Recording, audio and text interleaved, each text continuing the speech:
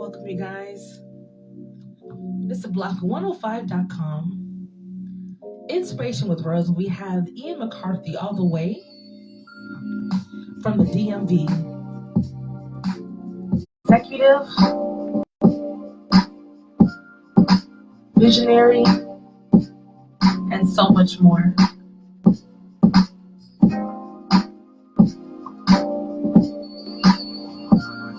Come on.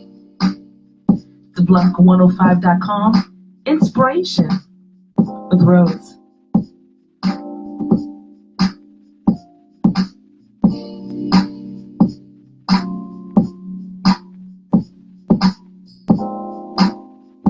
Welcome, welcome.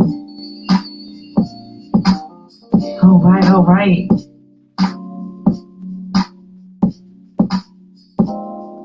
Thank you for joining us tonight, you all. We have a great show ahead.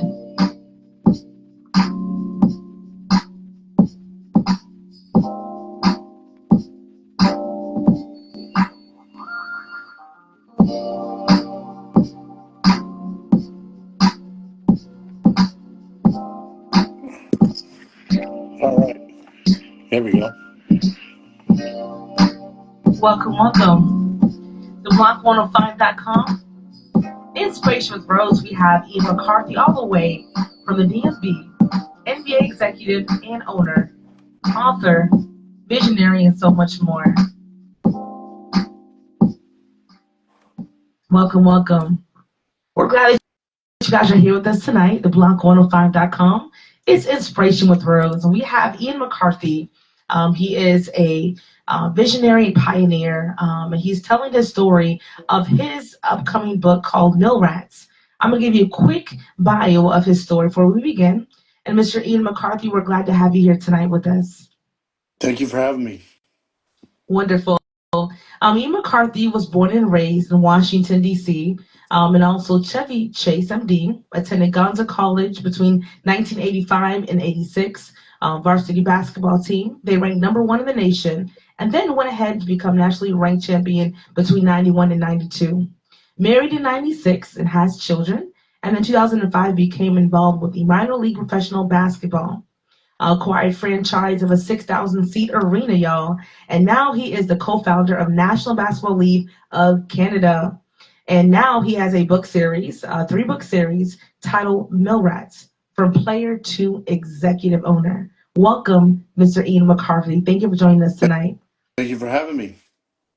So we absolutely love your story. I know that you envisioned a great a story from the beginning, humble beginnings, of course, to a great platform of becoming an executive.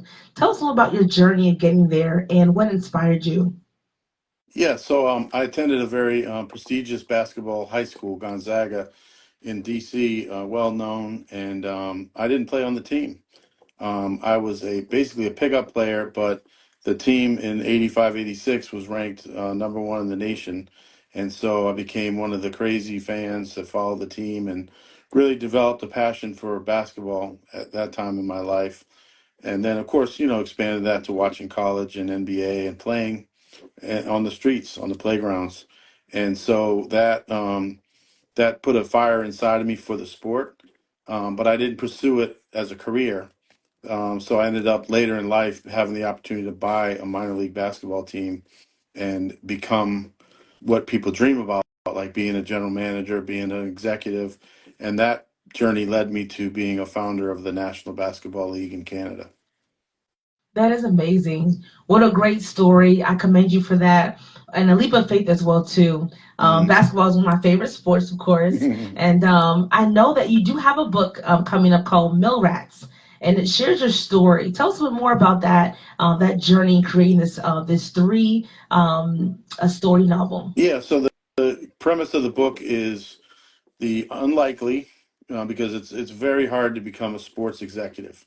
The majority of sports executives in the country are given by someone that's either related to the owner or friends of the owner. So it's a very tight fraternity, but it's an unlikely, serendipitous, because a lot of things had to happen a certain way for it to work out, journey that took me from basically a playground pickup player And then years later, I end up a professional basketball executive, and all the twists and turns surrounding the core theme, which was passion for the game.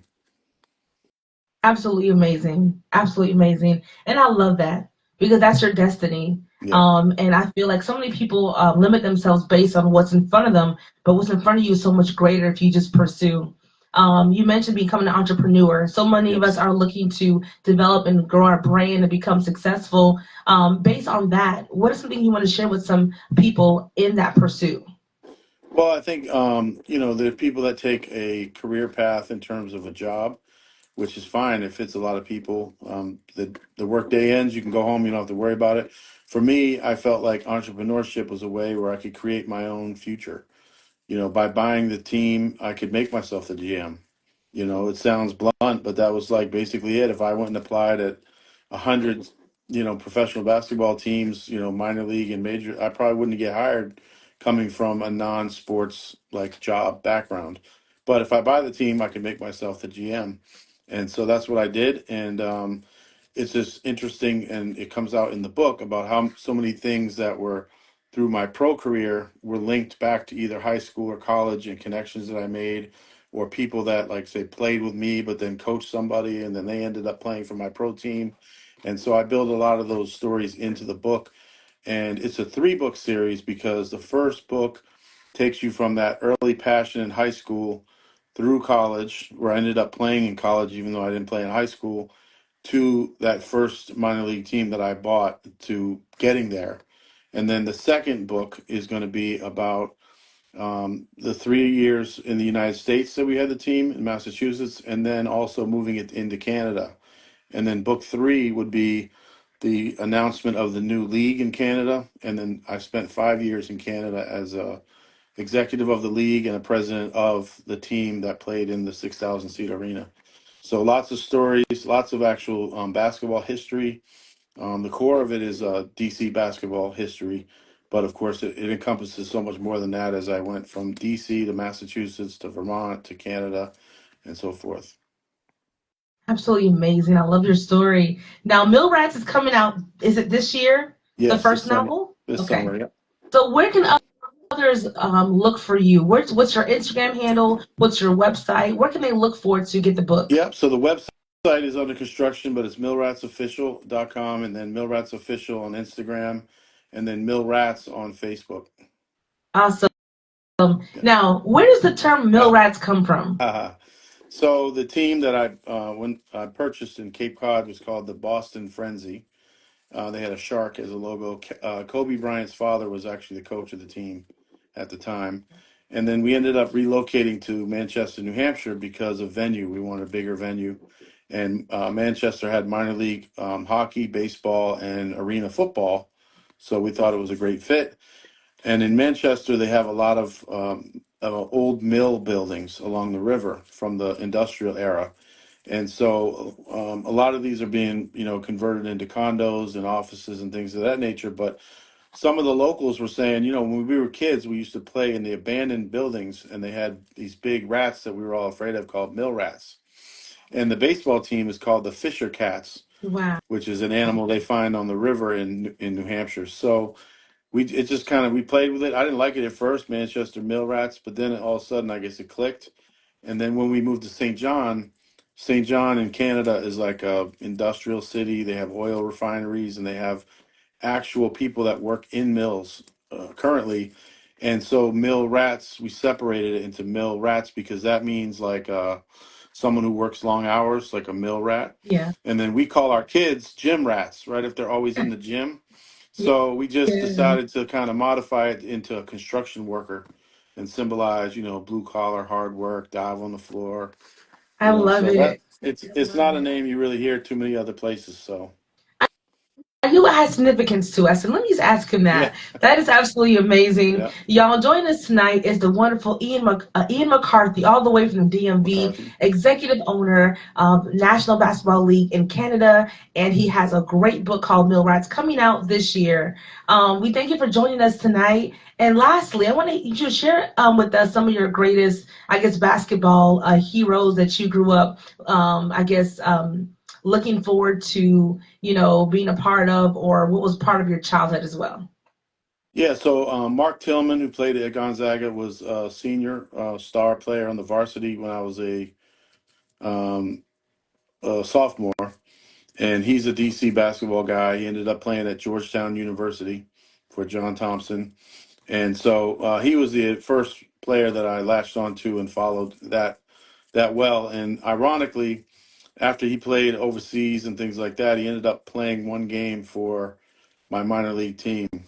We came down to Maryland, and I was looking for players to play, and reached out to him, and he actually showed up and played in the game. So that was a pretty cool moment for me. Absolutely amazing. I love your story. I love your humble beginnings. I love your pursuit, your passion, your outreach, and of course, the game of basketball. Who doesn't love basketball? So, amazing, amazing story. And I look forward to, reading the book, and hopefully, we'll be in DMV for some basketball, I guess, projects. The DMV Yes, Basketball Legacy Project. Hopefully, we can come by and shake a hand and meet you there. absolutely. But we thank you so much for joining us tonight. Your pursuits, your successes, we salute you. And thank you so much. You guys joining in tonight who just joined us, we had Mr. Ian McCarthy, all the way from DMV, joining us to share his story. Go ahead and follow him at Millrats and at Ian McCarthy 70 on Instagram page. We wish you well in all your endeavors, and thank you so much for sharing your story. Thank you. God All bless. right.